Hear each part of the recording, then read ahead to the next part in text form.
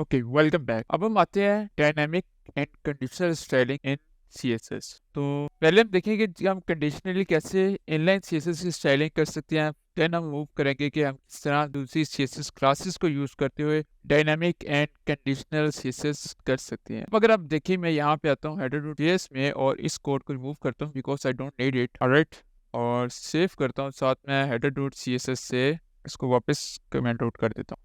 अब हम अगर बात करते हैं इनलाइन सीएसएस के अंदर स्टाइलिंग की, कि वो कंडीशनली हम कैसे कर सकते हैं। फॉर एग्जांपल, मैं चाहता हूँ कि हम इधर आते हैं और इधर मैं इस कोड को रिमूव करता हूँ। हम इधर आते हैं और मैं चाहता हूँ इन केस कि मैं इसमें स्टाइलिंग करना चाहता हूँ कि मेरा अगर मैं ये एम्प्टी है या ईमेल वैलिड नहीं होती और मैं साइन इन करूँ तो ये यहाँ पे रेड हो जाए, ये जो मेरी इनपुट फील्ड है ये रेड हो जाए, या मेरा जो ईमेल लिखा आ रहा है ये रेड हो जाए, इसमें बैकग्राउंड इसका रेड हो जाए। तो ये मैं कैसे कर सकता हूँ, क्योंकि या तो मैं परमानेंट इसको वैल्यू दूंगा कि ये रेड हो, ओवर भी वैल्यू दे सकता हूँ। तो मुझे कंडीशन अप्लाई करनी होगी कि अगर तू ईमेल मेरी वैलिड नहीं है तो ये तब सिनेरियो में ये रेड हो। तो कंडीशनल सीएसएस हम कैसे अप्लाई करेंगे, तो अभी वो हम देखते हैं।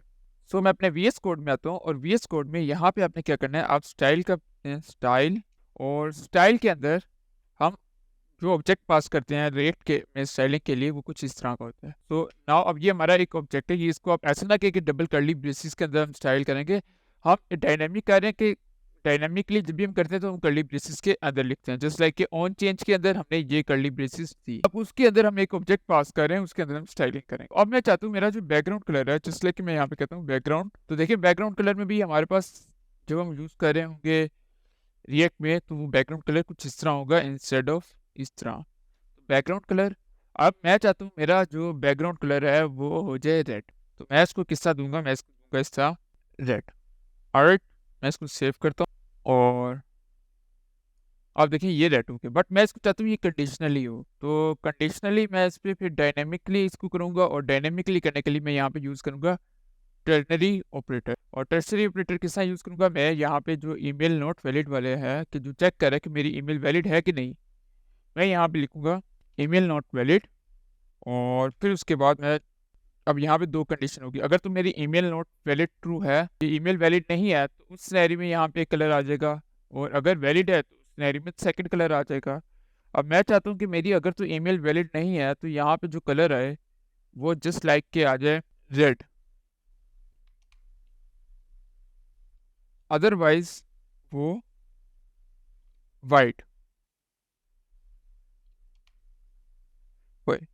तो अब ये हमने कंडीशनली सीएसएस अप्लाई की। अब जाके मैं चेक करता हूँ इसको, तो अब देखें अभी जैसे मैं साइन इन करूंगा और ईमेल वैलिड नहीं है तो ये यहाँ पे रेड कलर कर देगा। अब देखिए कंडीशन अप्लाई हो, तो इस तरह हम कंडीशन अप्लाई कर सकते हैं।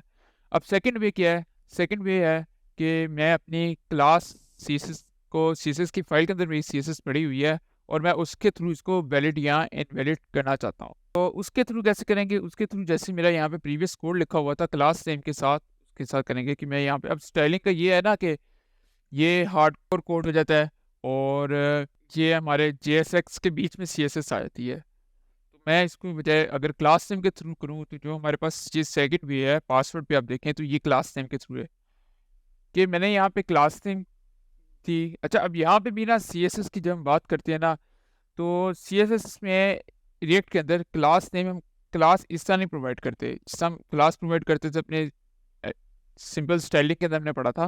तो इस इधर आप क्लास इस तरह नहीं प्रोवाइड करेंगे, इधर क्लास के लिए आपको क्लास नेम लिखना पड़ेगा, जस्ट लाइक दैट।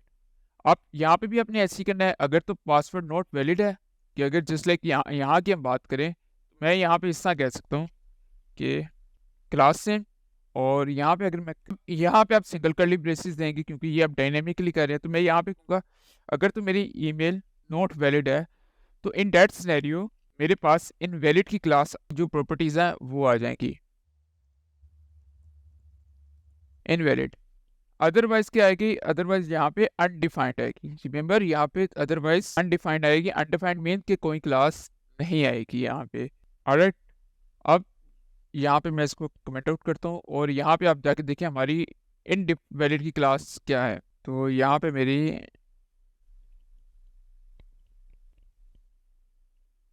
ये आ गई इनवैलिड की क्लास तो इनपुट डॉट इनवैलिड मेरे पास यहाँ पे ये है, ये मैं हमारा बैकग्राउंड कलर ये होगा और बॉर्डर का कलर ये, तो ये हमारे पास इन डेट सिनेरियो आ जाएगी।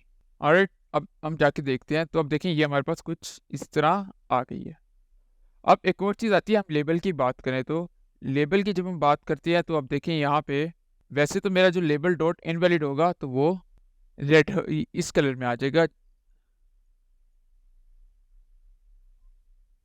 ऑलराइट, और अगर यहाँ पे भी आप कंडीशन अप्लाई कर सकते हैं, जस्ट लाइक के मैं यहाँ पे आप लोगों को अगर के हमारे पास header dot C S S के अंदर सॉरी इनपुट वाले फाइल के अंदर मैं चाहता हूँ मेरे पास जो लेबल है अगर तो ये इनवैलिड होता है तो मैं यहाँ पे क्लास देता हूँ, क्लास से इसको मैंने लेबल की क्लास दे दी।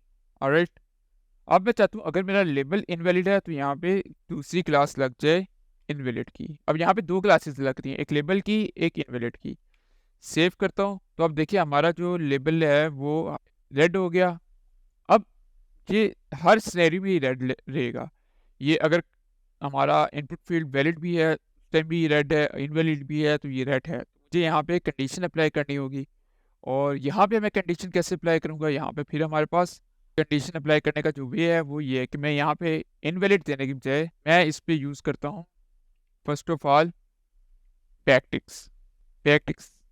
और क्योंकि बैकटिक्स के अंदर हम जावास्क्रिप्ट की एक्सप्रेशन लिख सकते हैं।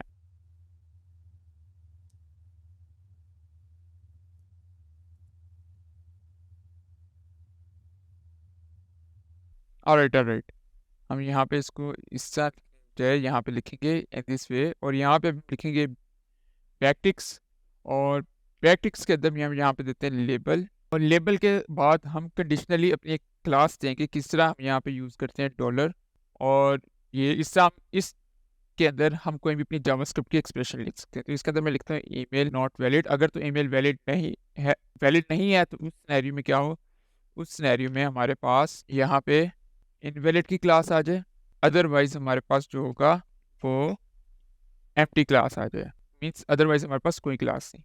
अब इसको मैं सेव करता हूँ, और अब देखें अगर हम अपना कोड तो देखें अभी ये वैलिड ईमेल है। जैसे मैं साइन इन किया तो देखें ये लेबल हमारा इनवैलिड का आ गया। तो ये हमारी थी कैसे हम डायनामिक एंड कंडीशनली अपनी CSS लगा सकते हैं, आइदर वो इनलाइन CSS हो या फिर इधर थ्रू क्लास के हम लगा रहे हैं। तो ये था आज की वीडियो, मिलते हैं नेक्स्ट वीडियो में, तब तक के लिए खुदा हाफ़िज़।